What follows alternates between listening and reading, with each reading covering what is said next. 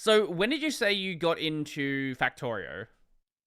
Factorio, I got into in 2017. It Mhm, was right after a pretty major alpha release. mhm, The story there is all of my older brothers, mhm, I have 5 of them, were into Factorio at the mhm. time, and they were doing a LAN party for this new release, and I was looking at them and I said, Imagine "This looks like a fun game." Mhm, So they went and downloaded one of the DRM free copies from our website and put it on my computer, and mhm, I joined their LAN game and played it for way too long. mhm, mhm. That was how I got into the game. So for anyone who is unaware of what Factorio is, um, I guess just briefly explain it and like what the goal is in the game. For sure. Factorio is an automation game. It actually ended up spawning an entire genre of games. Mhm, Uh, the goal of the game is you're stranded on an alien planet and you are trying to build a rocket to escape the planet. mhm, But in order to do that, rockets are very complicated. You need to build a factory to be able to build the rocket. mhm. So you start from scratch with raw resources and you have to keep building up technology chains and getting to the point where you can make like low density structures and plastics and then eventually get yourself into orbit. I like to describe Factorio as less of a game and more of a graphical flowchart. I've seen that in other places. Oh, actually, I think it was from your video that I watched. Mhm. Because I've got the 2016 gameplay trailer open right now, and Well, don't watch that one. it was one of the ones linked on the website, so that's what I clicked. Wait, is it? What? Hold Yeah, on. What? there's the 2016 one and the 2020 trailer on the homepage of the website. Huh. I guess we never updated that. I'll ask someone to do that. We have a newer one that's the same trailer, but it looks better. Okay, let's see if we can find the new one then. Uh, So it should just be trailer 2021, I think. uh, Factorio 1.0 launch trailer. The one right next to that. Trailer 2020. Maybe Yeah, I'm okay. that one. 2020. This is okay. Yeah, Okay. it was 2020. Sorry, my bad. No, it's all good. It's all good. Yeah, I look at this game like this looks really cool, but I it hurts my brain to look at for too long. Like I get it, right? Like if you're supposed to break it down into little pieces and it'll make sense, but yeah, like there's just a lot going on. One of my favorite YouTube videos is a video that likens Factorio to software engineering. And that is a I very think apt I've seen that comparison one. because Factorio is like software engineering, but you don't have to deal with any of the bad stuff. Mm. You just get to build your factory and refactor whatever you want, and there's no deadlines. It's great. Mm-mm. Yeah, Factorio teaches you software engineering. Seriously, I think that's the video you're talking about. Yes, I think that's the exact one Mhm. where like does stuff with like spaghetti noodles and stuff. It's pretty good. I think it's a really cool game, right? Like, it's really cool that like a whole sort of genre spawned off of it. Yeah, it's I get it, incredible. right? Like, I get it's not my kind of game. I think it's really cool. Well, I mean, we have a free demo, so if anyone's interested in trying it out, we can find it on our website. Mhm. Maybe I'll actually sit down and properly try to learn the game at some point, or I'll Well, just I don't know if you value your productivity, you probably shouldn't. I've kind of separated out my gaming time and my work time. Like I don't usually play any games during the week. It's only on the weekend that I do it. And See, I, I guess it depends on like what you want to do with your life and all that. But for me, that doing that sort of separation works. yeah, I mean, this game is so addictive that we even have in our terms of service a line that says, "We are especially not responsible if you stay up all night playing Factorio and miss your work or school deadlines," because this game is notorious for being addictive. Mhm, mhm. I know firsthand how addictive it can be. Yeah, you got so addicted that you started getting into modding. Yeah, actually, that's a great segue to that. I after 2 years of playing the game, there were some things that I really didn't like about the Mhm, game, so I was like, "Hey, this game has a modding API. Let's see if I can fix some of the problems." mhm, So mhm, I started modding in 2019, and now I've made 24 mods because I just can't stop. mhm. So I guess what what did you want to change with mods? Like what did you feel like was missing or should have been added? Yeah, just generally what sort of mods do you have that are available?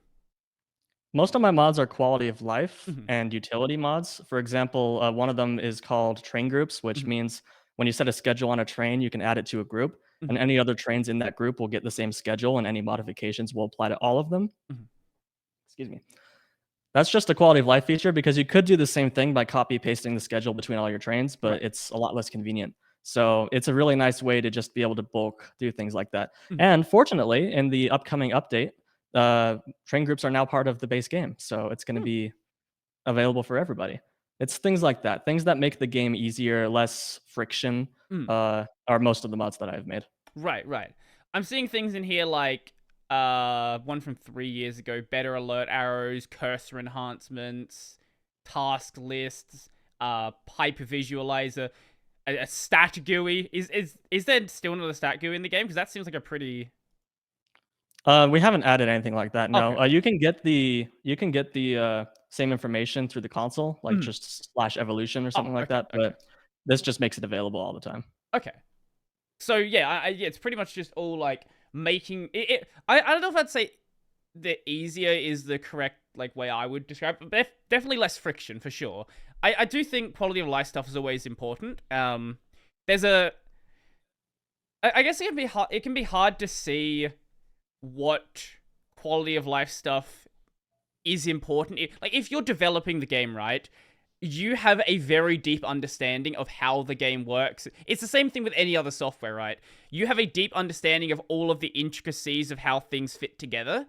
So it can be kind of hard to see where the rough edges are because you know to avoid those rough edges just innately because you are so familiar with the code base.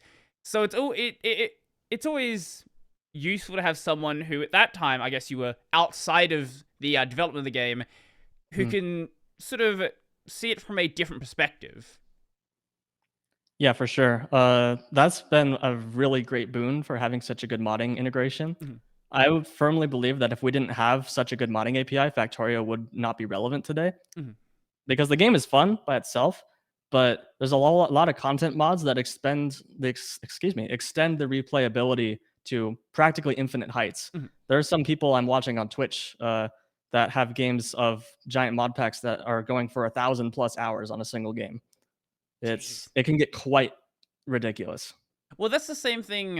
You mentioned that you got really addicted to playing Minecraft when you were a teenager. It's the same thing with that, where there is a really good base game there, but there's only so much in the game. And when you've played that enough times, unless your entire goal is just building fancy things, and I guess, the same thing applies to Factorio, building more and more optimized supply chains.